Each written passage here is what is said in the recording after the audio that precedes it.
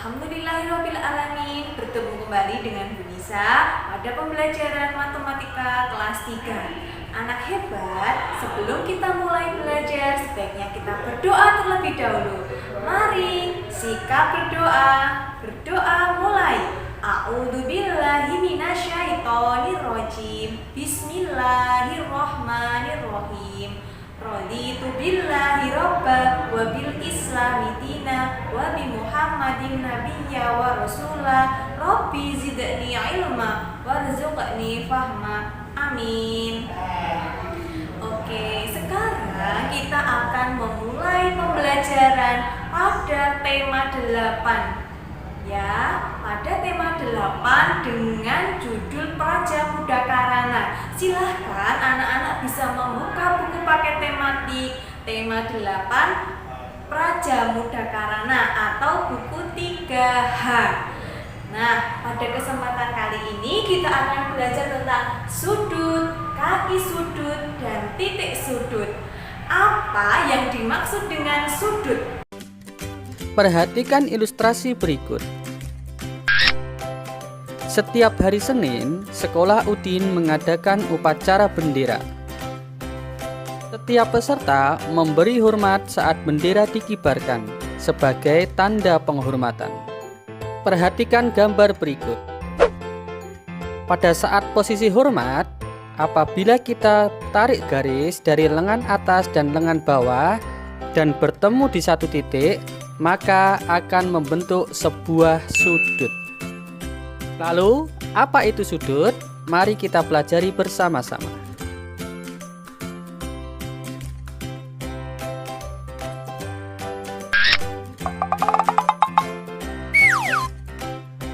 Gambar berikut adalah gambar sebuah sudut. Kita beri nama sudut A, B, C.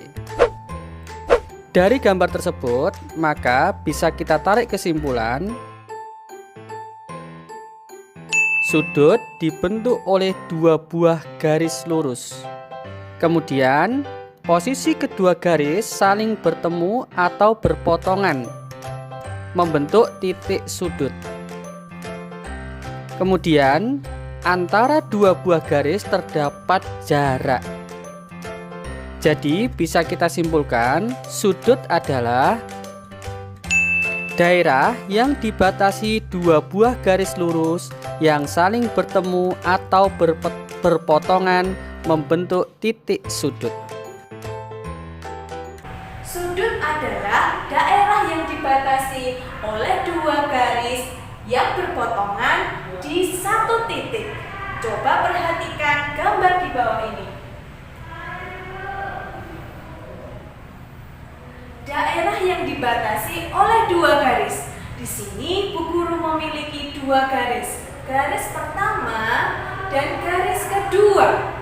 Nah, dua garis ini saling berpotongan di satu titik. Daerah yang dibatasi oleh dua garis ini akan membentuk suatu sudut. Ini yang dinamakan dengan sudut. Jadi, daerah yang dibatasi oleh dua garis yang berpotongan pada satu titik. Ini daerahnya, namanya sudut.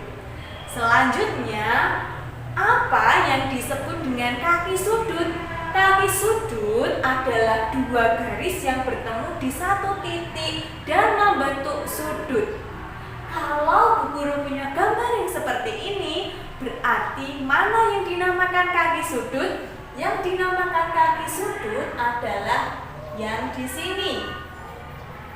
Ini namanya kaki sudut. Yang ini namanya kaki sudut. Ya, Bu Guru ulang, kaki sudut adalah dua garis yang bertemu di satu titik dan membentuk sudut. Ini namanya kaki sudut, yaitu garis-garisnya. Paham? Paham ya? Nah, yang ketiga adalah titik sudut. Mana yang disebut dengan titik sudut?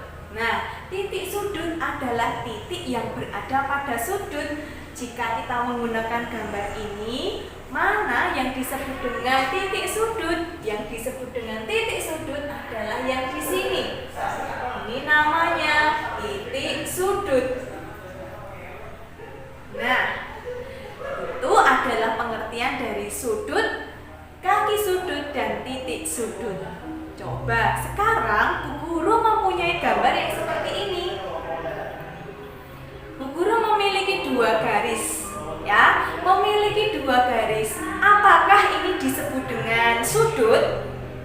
Tidak disebut dengan sudut karena dua garis ini tidak berpotongan. Ya, ingat bahwa yang namanya sudut adalah berpotongan di satu. Selanjutnya, berdasarkan gambar-gambar berikut, tentukan manakah yang merupakan sudut.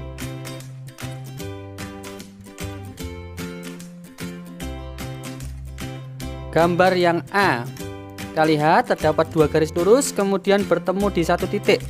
Berarti tepat ini dinamakan dengan sudut.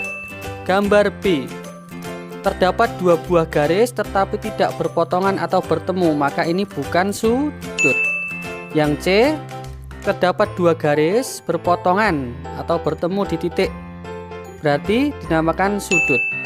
Yang D, terdapat dua garis juga dan juga berpotongan, maka disebut dengan sudut. Yang E, terdapat dua garis, satunya tidak lurus akan tetapi berpotongan, jadi ini tidak dinamakan dengan sudut.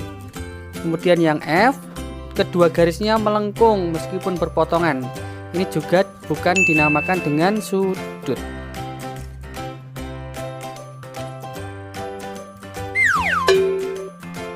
Sekarang mari kita mengenal bagian-bagian dari sudut.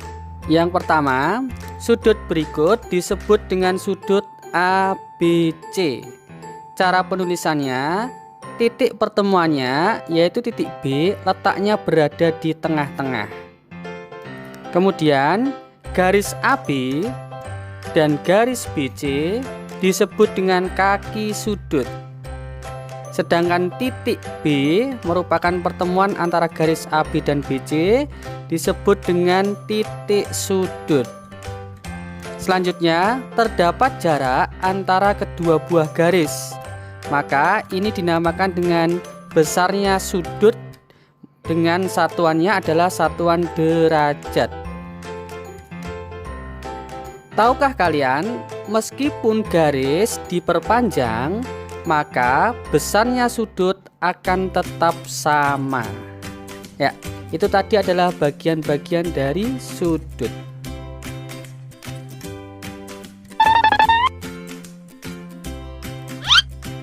Terdapat sebuah alat yang biasa digunakan untuk mengukur sudut. Namanya adalah busur derajat. Pada busur derajat tersebut terdapat satuan dari sudut, yaitu satuannya adalah derajat. Cara penulisannya biasanya adalah berupa lingkaran kecil yang letaknya berada di atas. Kita lihat sebagai contoh, misalkan ada sebuah garis menuju angka 0 pada busur tersebut, maka kita menulisnya adalah 0 derajat. Kemudian misalkan 10 derajat, berarti satu garis berada di angka 0, kemudian yang garis kedua ada di angka 10, maka ditulis 10 derajat. Kemudian misalkan 20 derajat, berarti garisnya yang kedua berada di 20, kita menulisnya 20 derajat. Kemudian garis kedua di angka 90, maka kita menulisnya 90 derajat. Dan jika di garis keduanya ada di angka 180, maka kita menulisnya 180 derajat. Bagaimana? Sudah paham ya? Alhamdulillah. Selanjutnya kita akan belajar tentang macam-macam sudut.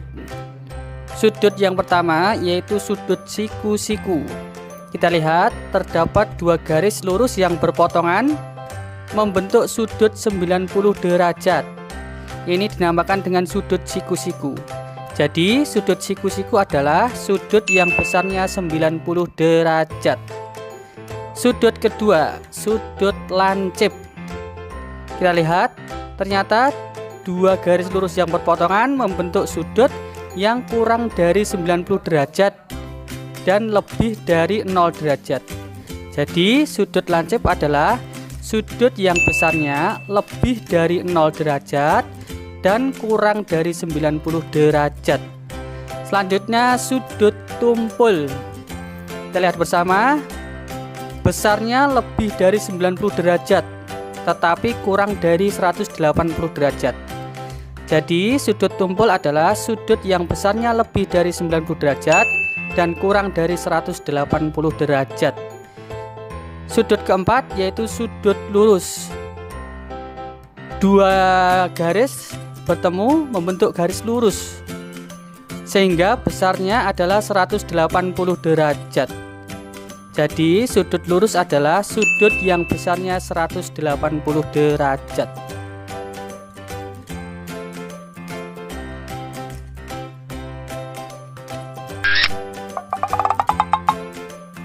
Sebagai latihan, mari kita tentukan nama dari sudut-sudut berikut.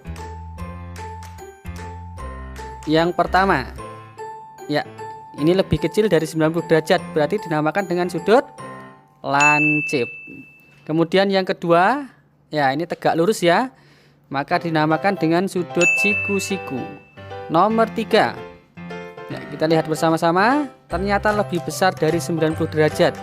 Maka disebut dengan sudut tumpul. Nomor 4, jelas sekali ya, ini lebih kecil dari 90 derajat, disebut dengan sudut lancip. Nomor 5, ya garis lurus saja, berarti namakan dengan sudut lurus. Kemudian nomor 6, ya sudut tumpul. Bagaimana, sudah paham ya?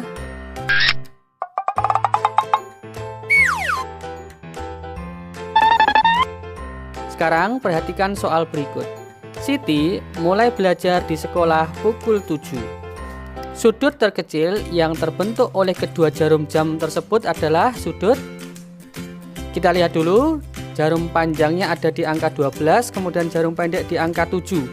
Karena yang ditanyakan sudut terkecil, maka kita cari yang jaraknya paling pendek atau yang paling kecil.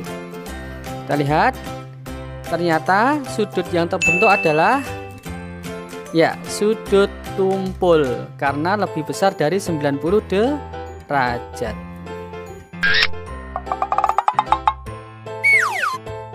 Soal kedua, Dito bermain layang-layang pukul 10.00. Sudut terkecil yang terbentuk dari kedua jarum jam tersebut adalah, ya kita lihat jarum panjangnya di angka 12, kemudian jarum pendek di angka 10. Karena sudut terkecil berarti kita cari jarak yang terpendek. Ya, jadi sudutnya adalah sudut lancip. Ya, benar sekali. Karena lebih kecil dari 90 derajat. Untuk hari ini, Bu Guru cukupkan sekian. Semoga bisa bermanfaat dan mudah difahami oleh kalian. Semangat belajar, jangan lupa ibadahnya tidak boleh ketinggalan, dan yang terakhir tetap semangat untuk berpuasa. Selamat menjalankan ibadah puasa. Wassalamualaikum warahmatullahi wabarakatuh.